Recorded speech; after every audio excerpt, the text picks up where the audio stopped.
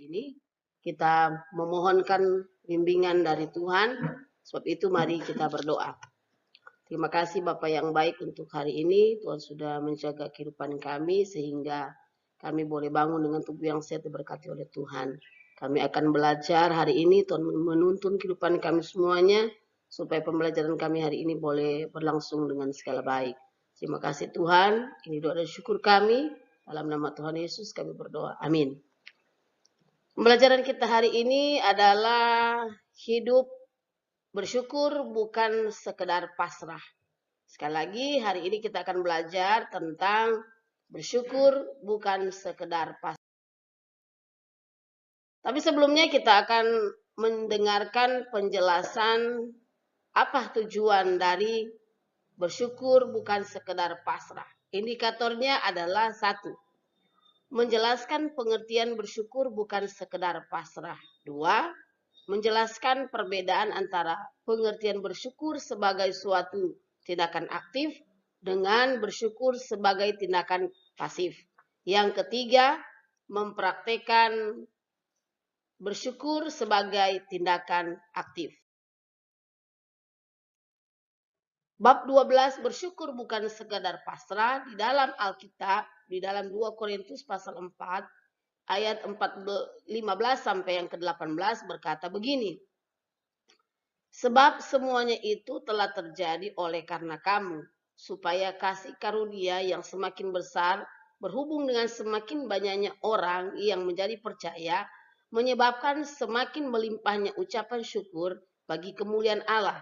Sebab itu kami tidak tawar hati, tetapi meskipun manusia lahiriah kami semakin merosot, namun manusia batinia kami diperbaharui dari hari ke hari.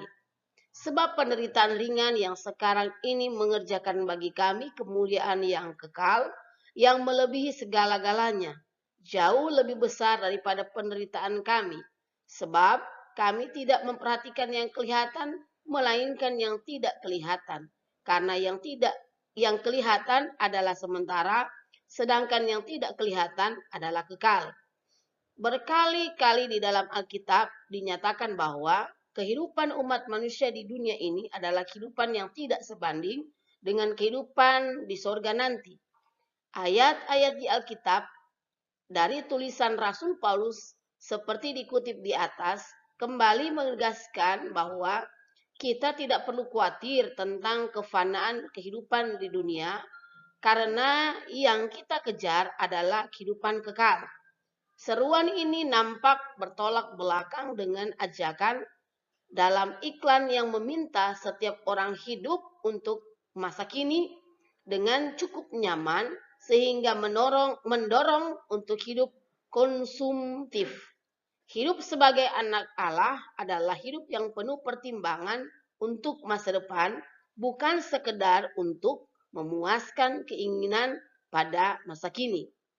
Dalam konteks ini, ketika secara fisik kondisi semakin menurun karena sakit penyakit dan proses penuaan, justru secara alamiah kita bertumbuh karena bertambah banyaknya pengalaman berjalan bersama Tuhan.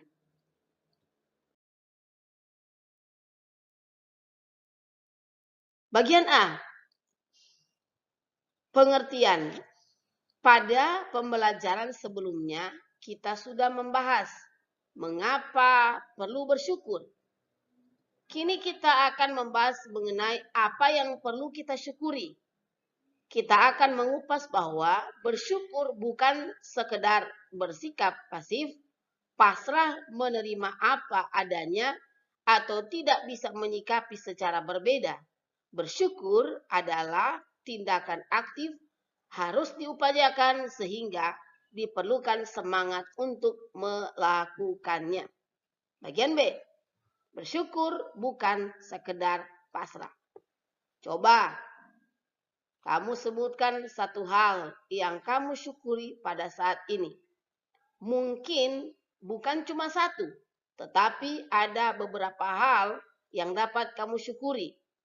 Bila demikian, apakah kamu sungguh-sungguh sudah mengerti mengapa kita harus bersyukur? Dan hal-hal apa saja yang bisa kita syukuri? Ada 5 hal yang akan kita kaji dalam pembelajaran ini.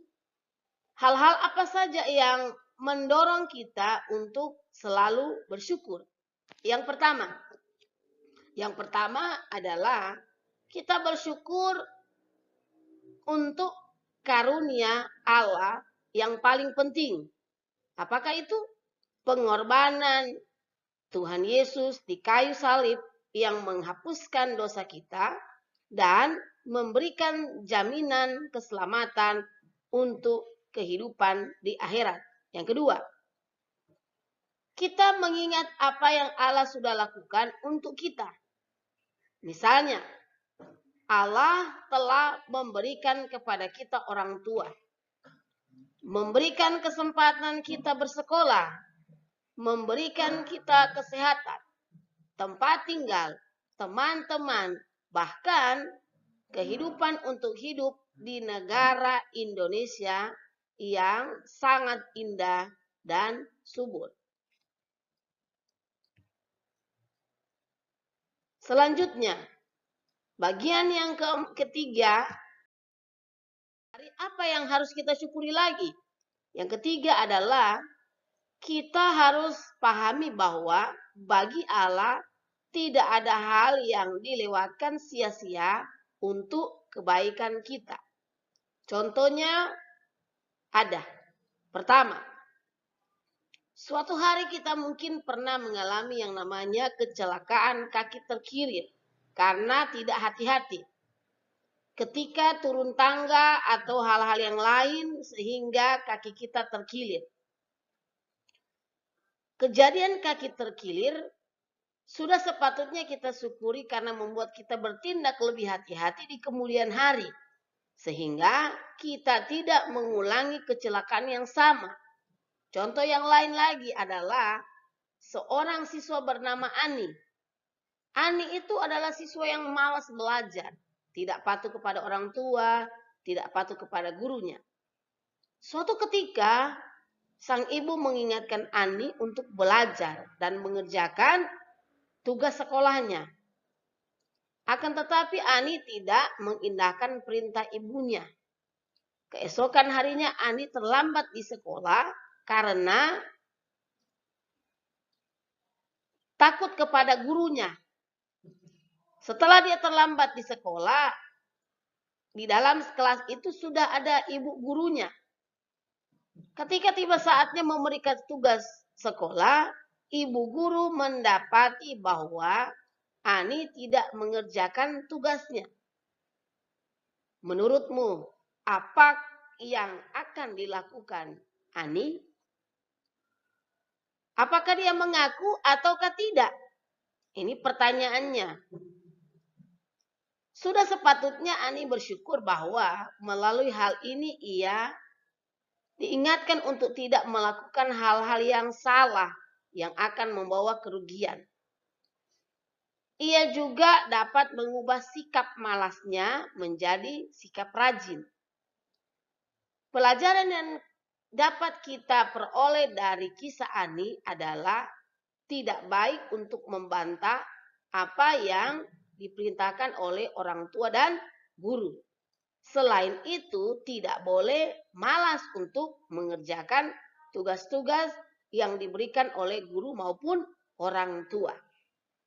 Jadi, walaupun kita seringkali melakukan kesalahan atau kelalaian, hal itu bisa diubah oleh Tuhan menjadi suatu pelajaran yang berharga untuk kita dalam menjalani kehidupan selanjutnya. Tuhan memberikan manusia kesempatan untuk berpikir, belajar dari kesalahan sehingga tidak perlu mengulangi kesalahan yang sama. Itu contoh. Bagian yang keempat, dari apa yang mendorong kita untuk bersyukur. Yang keempat, dengan bersyukur kita diminta untuk menyikapi hal atau hidup ini dengan sukacita. bukan dengan duka dan paksa. Artinya adalah Allah menginginkan kita untuk memiliki sikap optimis dalam menjalani hidup yang dikaruniakannya. Allah membiarkan kita menjalani suka duka, pahit manisnya kehidupan, karena Allah sedang membentuk kita untuk menjadi pribadi yang tangguh, bukan pribadi yang cengeng, dan bukan pula pribadi yang mudah menyerah bila menghadapi kesulitan yang sekecil apapun. Bagian yang kelima. Yang kelima itu adalah kita juga bersyukur untuk misi Allah bagi manusia termasuk kita di dunia ini. Artinya bahwa pengalaman yang kaya, yang banyak, menghasilkan kesan yang beraneka ragam. Sehingga kita lebih menghargai hidup yang dianugerahkan Tuhan. Hidup tidaklah membosankan karena ada hal-hal baru yang membuat kita senantiasa mengagumi betapa Allah bekerja dalam segala hal untuk membawa kita bagi umat yang dikasihaninya. Manusia dengan segala keterbatasannya hanya mampu berbuat kebaikan untuk dirinya sendiri dan juga orang yang ada di sekitarnya.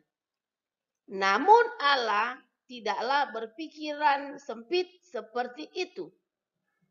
Ketika Allah berbuat kebaikan, Ia berpikir untuk semua yang ada di dunia ini.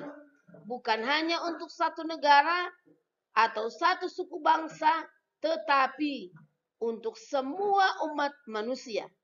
Luar biasa bukan? Ketika Allah mencurahkan hujan, hujan itu dialami oleh semua anak-anak Tuhan maupun mereka yang menolak kehadirannya. Oke. Dari 4 hal itu atau 5 hal yang kita telah pelajari bersama, kita akan mengisi tabel sebagai tugas kita di pembelajaran ini di bagian pertama. Yang pertama, di tabel yang pertama kita akan mengisi 2 kolom ini. Kolom yang pertama kita isi tentang 5 hal yang kita syukuri, dan kolom yang di sebelahnya kita akan menuliskan 5 hal yang sulit kita syukuri dalam kehidupan ini. Yang kedua adalah isi tabel dengan menuliskan 4 ciri hidup bersyukur sebagai tindakan aktif pada kolom yang pertama, yang jempolnya ke atas. Di sebelahnya 4 ciri sikap bersyukur sebagai tindakan pasif di kolom sebelah kanan, yang artinya jempolnya ke bawah.